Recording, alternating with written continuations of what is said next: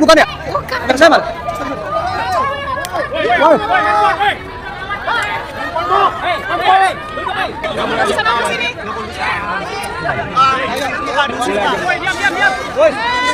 Ya, jadi ada 3 hal yang paling utama, paling pokok di dalam dakwaan yang tadi dibacakannya. Pertama adalah berkaitan dengan ilmu saya, ilmu anatomi morfologi yang memang sudah saya sampaikan di dalam Ainus 29 April 2025. Saya diundang sebagai ahli, di mana di situ saya memberikan penjelasan tentang bagaimana saya melihat dari dokumen yang beredar atau benda digital yang beredar di internet yang banyak orang mengatakan itu sebagai ijazah Joko Widodo. Di situ saya menyoroti hanya satu hal yang menjadi domain saya, yaitu foto, ya. Karena itu saya menggunakan ilmu saya, anatomi morfologi, untuk memberikan penjelasan, ya. Kalau memang penjelasan ini harus dikomparasikan dengan ijazah asli, maka munculkan ijazah asli itu, ya.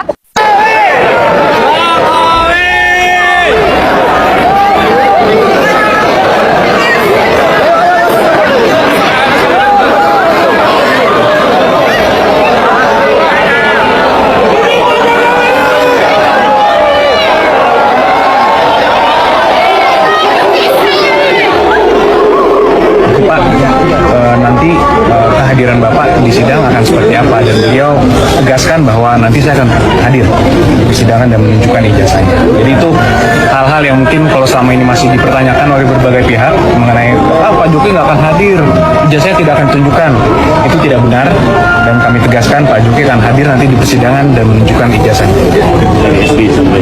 Semua dari SD, walaupun yang dipersoalkan yang UGM mungkin, tapi yang sebelum-sebelumnya Pak Jokowi juga berkenan untuk menunjukkan.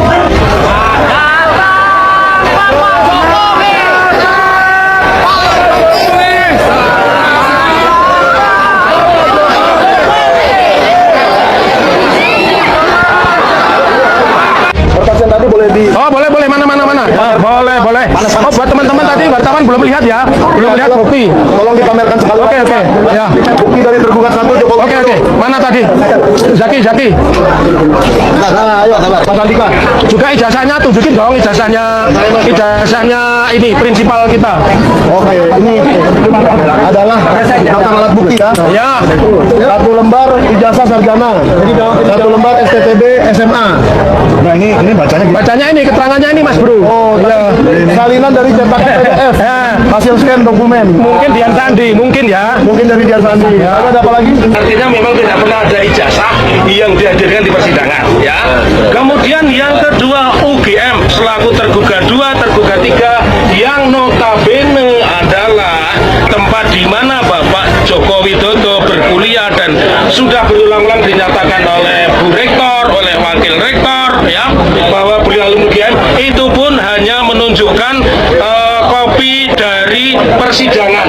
Jadi tidak ada kopi ijazah pun tidak ada. Terkait dengan adanya penyerahan atas ijazah asli atas nama Pak Jokowi kepada Polda Metro Jaya, ini bukan semata-mata karena surat perintah dari penyidik, tetapi disertai pula adanya izin dari Ketua Pengadilan Negeri Surakarta. Bahwa ijazah yang dimiliki oleh Jokowi itu adalah ijazah palsu, dan kemudian skripsi yang juga dikatakan itu adalah skripsinya Jokowi itu juga yang tidak memenuhi syarat di dalam proses akademik. Mengapa? Karena Anda tahu ya, kalau namanya Anda menulis skripsi itu harus ada lembar pengesahan ya. Roy Suryo mengatakan bahwa coba Anda lihat ya, itu halaman pertama itu bagus pakai huruf-huruf yang bagus Times New Roman. Tapi Anda lihat ya, di dalam halaman berikutnya loh kok pakai mesin tik. Kemudian ditambahkan lagi. Coba kita lihat halaman pengesahannya. Loh, kok yang tanda tangan cuma 1. Loh, kok nama pembimbingnya beda dengan nama pembimbing yang disebut-sebut oleh Jokowi dalam berbagai kesempatan gitu kan. Yang kemudian ditambahkan oleh Dr. Tifa, loh orang ini kan pada saat itu masih berusia 36 tahun, belum cukup kepangkatan akademisnya itu untuk kemudian menjadi pembimbing skripsi. macam-macam yang mereka kemukakan ya, termasuk juga misalnya ada yang kemudian melakukan suatu analisis melalui AI dan juga melalui apa yang disebut dengan analisis melalui komputer ya. Ternyata misalnya skripsi yang dikatakan ditulis oleh Jokowi itu baru ditulis pada 2018 dan kemudian baru dimasukkan menjadi bagian dari daftar elektronik ya, tesis dan juga disertasi di UGM pada 2019 ya, dan kemudian editan terakhir itu baru dilakukan pada kalau nggak salah 16 April 2025. Dan kalau memang dia punya skripsi asli, orang-orang juga mempertanyakan, mana, tunjukkan kepada kami benar itu skripsi asli atau bukan. Dan sedihnya, lagi-lagi sedihnya di Republik ini, itu baik petinggi-petinggi negeri ya, seperti Presiden Prabowo Subianto ataupun Luhut Binsar Panjaitan, itu mempertanyakan siapa sih mereka, kemudian ribut-ribut mengenai ijazah Jokowi asli atau tidak asli. Bagaimana orang dia udah menjadi Presiden Republik Indonesia 10 tahun gitu kan, dan kemudian dia juga udah pernah menjadi gubernur di DKI Jakarta, pernah menjadi wali kota Solo dan sebagainya, termasuk juga ada teman juga dari PDIP ya, kemudian mengatakan ya buktikan aja mereka yang kemudian ingin buktikan itu ijazah Jokowi itu asli atau tidak asli ya, mereka yang buktikan. Pertanyaan saya, mereka sudah membuktikan bahwa ijazah tersebut, skripsi tersebut itu tidak asli atau palsu ya. Dan kemudian kalau kemudian petinggi negeri ataupun dari Universitas Gadjah Mada tidak mau membuka diri ya, ini buat saya ini benar-benar mencoreng wajah kita ya. Bagaimana seorang pemimpin kemudian terus-menerus menutup diri untuk memperlihatkan mana ijazah aslinya ya. Kenapa? Sebab kalau dia benar-benar punya ijazah asli dan berbeda dengan ijazah yang selama ini dipertunjukkan baik itu oleh anggota Partai Solidaritas Indonesia ataupun oleh Jokowi kepada awak media, ini loh, lihat nih, ini ijazahnya. Padahal ijazah itu yang kemudian sudah dianalisis oleh Roy Suryo, oleh Dr. Tifa, bahwa itu bukan ijazah asli, karena dari sisi fotonya juga bukan fotonya Jokowi, dari sisi lambang UGM juga tidak kena ke foto Jokowi ya, jadi dianggap foto Jokowi itu cuma foto tempelan ya. Dan kemudian ada juga yang kemudian pembela hukum beliau ya, pembela hukum Jokowi, mengatakan bahwa mereka-mereka yang tetap menuntut agar Jokowi menunjukkan ijazah aslinya tidak memiliki katanya legal standing untuk mempersoalkan itu. Padahal buat saya yang namanya Jokowi diharapkan menunjukkan ijazah aslinya ini bukan ada kaitannya dengan persoalan kasus hukum atau bukan kasus hukum. Ini adalah persoalan kejujuran akademis, etika akademis, moral akademis dari seorang pemimpin bangsa ya. Kalau kemudian seorang pemimpin bangsa atau pernah menjadi pemimpin bangsa ternyata melakukan suatu pemalsuan ijazah, buat saya ini memang ada efek hukumnya. Tapi yang lebih penting dari itu adalah dia tidak jujur karena dia menggunakan ijazah palsu, atau juga proses menjadi sarjananya itu juga tidak berjalan dengan apik. Kenapa? Karena pertanyaan-pertanyaan dari Dr. Rismon misalnya ya, kapan misalnya dia ikut kuliah kerja nyata, di mana, di daerah mana ya, dan kemudian ada beberapa poin juga yang adalah bagian dari proses akademik baik di UGM atau di universitas yang lain ya, itu juga ternyata tidak dijalani oleh Joko Widodo atau tidak bisa ditujukan oleh UGM kepada masyarakat ya. Dan sekarang kita juga tahu ya, baik itu mantan petinggi UGM dengan petinggi UGM sekarang, dengan juga berbagai alumni atau juga anggota dari Kagama ya. Kagama itu adalah keluarga Gadjah Mada ya, Universitas Gadjah Mada. Dan buat saya Kagama itulah suatu organisasi anggota alumni dari Universitas Gadjah Mada yang sangat solid biasanya. Tapi dalam kasus ini, rupanya mereka juga ada yang masih mengatakan ijazah Jokowi itu asli, tapi tidak sedikit pula yang mengatakan bahwa Jokowi tidak punya ijazah asli. Kalau bukti-bukti tidak diberikan pada kami, bagaimana kami bisa melakukan perlawanan, majelis? Yang mulia, Begini, tadi kita di awal sekali sebelum dibacakan surat dakwaan sudah interupsi. Ada yang salah dari proses ini. Ketika masih dalam status tersangka Ibu Tifa ini, harusnya sudah menerima lengkap seperti yang diterima oleh pengadilan ini. Kalau kita mempersoalkan apa yang dimaksud, kita sudah praktek sekian tahun, bertahun-tahun dan KUHP yang lama dengan seperti itu. Mengapa ketika KUHP baru kita kemudian akan berubah? Kan tidak. Dan jangan jaksa mengatakan ini sudah tahapnya begini-begini. Sudah kita ini lega hati, sudahlah dengan pembacaan surat dakwaan. Tapi jangan kemudian kita melakukan normalisasi kesalahan. Mari kita luruskan persidangan ini. Terima kasih. Selamat datang kembali bersama saya di channel ini. Salam NKRI harga mati.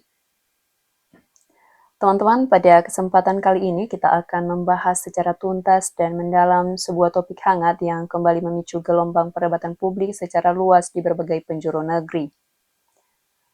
Persoalan ini bukan sekedar polemik biasa, melainkan menyangkut integritas lembaga pendidikan tinggi ternama serta keabsahan dokumen akademis seorang tokoh nomor 1 yang pernah memimpin bangsa ini. Teman-teman, jika kita mencermati rekaman dan cuplikan yang beredar belakangan ini, perdebatan seputar keaslian ijazah Presiden ke-7 Republik Indonesia Joko Widodo tampaknya belum menunjukkan tanda-tanda merdeka. Sebaliknya, isu ini justru semakin memanas dan bergulir bagaikan bola liar yang menyeret banyak pihak, mulai dari jajaran Rektorat Universitas Gadjah Mada, instansi kepolisian, pejabat publik, hingga masyarakat awam serta para pengiat kebenaran di media sosial. Mari kita bedah satu persatu fakta dan klaim yang muncul di permukaan. Salah satu hal utama yang disorot oleh para kritikus adalah temuan dokumen penerimaan mahasiswa baru atau Penmaru di Fakultas Kehutanan UGM pada tahun 1980. Dalam lembaran dokumen daftar nama mahasiswa yang dinyatakan lulus seleksi masuk pada tahun tersebut, beberapa pihak mengklaim tidak menemukan nama Joko Widodo. Temuan ini lantas dijadikan dasar argumen sederhana oleh sebagian masyarakat yang menyimpulkan bahwa Joko Widodo sebenarnya tidak pernah menempuh pendidikan apalagi lulus sebagai sarjana dari Fakultas Kehutanan UGM. Ya, teman-teman, klaim ini tentu memicu keprihatinan mendalam. Sejumlah pengamat menyayangkan bagaimana institusi sebesar dan sekelas Universitas Gadjah Mada yang selama ini dikenal sebagai benteng keilmuan dan pencetak tokoh-tokoh besar bangsa, dinilai hanya memberikan klarifikasi yang bersifat naratif tanpa secara terbuka membeberkan bukti-bukti otentik secara fisik di hadapan publik. Kritik ini semakin tajam ketika masyarakat membandingkan pernyataan tertulis rektorat dengan keraguan yang terus berkembang di ruang publik. Tak hanya soal dokumen masuk kuliah, perdebatan mendalam juga merambah pada detail fisik ijazah dan sampul stop map yang digunakan saat membawa dokumen tersebut ke Polda. Dalam sebuah analisis mendalam yang dipaparkan oleh narasumber, terdapat sejumlah kejanggalan fisik yang dianggap tidak masuk akal secara logis. Pertama, ukuran standar ijazah yang diterbitkan oleh Universitas Gadjah Mada adalah sekitar 35 cm x 25 cm. Dan ukuran ini jauh lebih besar dari ukuran kertas standar A4. Namun ketika dokumen tersebut diperlihatkan, stop map yang digunakan berwarna kuning dan memiliki ukuran yang jauh lebih kecil, yaitu hanya seukuran map standar A4. Secara teknis geometris, jika sebuah lembaran ijazah asli UGM dimasukkan ke dalam map berukuran A4 tanpa dilipat, maka bagian tepi ijazah tersebut dipastikan akan mencolok keluar dan melampaui batas map tersebut. Namun dokumen yang dibawa justru dilipat sedemikian rupa agar muat di dalam map kecil tersebut. Padahal stop map resmi yang disediakan oleh pihak UGM dirancang secara khusus dengan tekstur kaku, yang tidak memungkinkan dokumen di dalamnya untuk ditekuk atau dilipat begitu saja. Bagi banyak pihak, tindakan melipat dokumen akademis bernilai tinggi seperti ijazah asli adalah tindakan yang sangat tidak lazim, dan hal ini menimbulkan dugaan kuat bahwa dokumen yang dibawa dan diperlihatkan ke pihak kepolisian Polda Metro Jaya pada saat itu bukanlah lembaran ijazah asli, melainkan salinan atau dokumen lain yang ukurannya berbeda. Teman-teman, kejanggalan ini tidak berhenti pada masalah fisik lembaran kertas dan map saja. Perkembangan teknologi digital juga membawa dimensi baru dalam kontroversi ini. Publik dihebohkan oleh keberadaan layanan AI digital resmi milik UGM yang dinamakan LISA atau Land Intelligence Service Assistant. Ketika publik atau pengguna mencoba menanyakan status pendidikan Joko Widodo melalui sistem kecerdasan buatan dengan kata kunci tertentu, sistem LISA sempat memberikan jawaban otomatis yang mengejutkan. Sistem tersebut menyatakan bahwa beliau memang pernah menempuh pendidikan tinggi di Fakultas Kehutanan UGM, namun tidak menyelesaikan studinya atau tidak lulus dari sana. Teman-teman, meskipun hal ini bisa saja disebabkan oleh kesalahan input data atau bug teknis pada algoritma sistem AI, kemunculan jawaban dari kecerdasan buatan resmi kampus tersebut langsung dimanfaatkan oleh publik sebagai bentuk konfirmasi digital yang semakin meruntuhkan kepercayaan terhadap klarifikasi resmi Rektorat UGM, termasuk Rektor Prof. Ova Emilia. Banyak netizen berseloroh secara kritis bahwa kecerdasan buatan dalam hal ini justru tampak lebih jujur dan objektif daripada pernyataan resmi pejabat kampus yang dinilai penuh dengan tekanan politik. Lebih jauh lagi, para pegiat jejaring data digital menemukan indikasi manipulasi jejak digital pada sistem repositori resmi UGM berdasarkan rekam jejak digital yang tersimpan di internet. Data terkait dokumen akademis tersebut awalnya diunggah pada 12 Februari 2019, namun setelah gelombang protes dan aksi mendatangi kampus UGM oleh para aktivis pada pertengahan April, tercatat adanya perubahan atas data secara mendadak pada sistem repositori tersebut, tepatnya pada tanggal 16 April. Teman-teman, perubahan data pasca kedatangan para aktivis ini menimbulkan pertanyaan besar di tengah masyarakat. Apa sebenarnya yang diubah oleh pihak pengelola data kampus dan mengapa perubahan tersebut harus dilakukan secara terburu-buru setelah adanya desakan publik? Jejak digital perubahan ini kini menjadi salah satu bukti yang terus dikejar oleh para pejuang kebenaran. Teman-teman, melihat deretan kejanggalan yang tak kunjung mendapatkan jawaban tuntas, publik dan netizen di berbagai platform media sosial meluapkan kemarahan serta kekecewaan mereka. Banyak komentar pedas yang mengkritik kredibilitas kampus UGM, bahkan sampai ada yang menyebutnya dengan sindiran keras sebagai universitas gorong-gorong. Masyarakat menilai reputasi besar UGM sebagai salah satu perguruan tinggi terbaik di Indonesia kini berada di titik terendahnya, hanya karena dinilai pasif dan ikut melindungi ketidakjelasan dokumen salah satu alumnusnya. Selain UGM, kritik tajam juga diarahkan kepada institusi penegak hukum seperti Kepolisian Republik Indonesia dan Kejaksaan, serta Komisi Pemilihan Umum. Banyak netizen mempertanyakan mengapa untuk mengusut dan memverifikasi keaslian sebuah lembaran ijazah saja, lembaga penegak hukum terkesan sangat lambat, canggung, dan tidak berdaya. Hal ini memunculkan persepsi di tengah masyarakat bahwa hukum di Indonesia berlaku tajam ke bawah namun tumpul ke atas. Ketika rakyat biasa terjerat kasus pemalsuan dokumen, proses hukum berjalan sangat cepat dan tanpa kompromi. Namun ketika hal tersebut menyangkut penguasa, seluruh instrumen negara seolah-olah dikerahkan untuk membenarkan dan melindungi narasi penguasa. Nah, teman-teman, demikian saja pembahasan kita untuk cuplikan kali ini. Terima kasih kepada Anda semua yang telah menyimak pemaparan mendalam ini sampai selesai. Mari kita terus mengawal isu ini dengan kritis, rasional, dan berani demi penegakan keadilan dan kebenaran di Indonesia. Jangan lupa juga untuk memberikan tanggapan Anda di kolom komentar di bawah, serta bagikan video ini agar semakin banyak masyarakat yang melek terhadap isu-isu krusial bangsa. Sampai jumpa di pembahasan berikutnya. Salam NKRI, harga mati.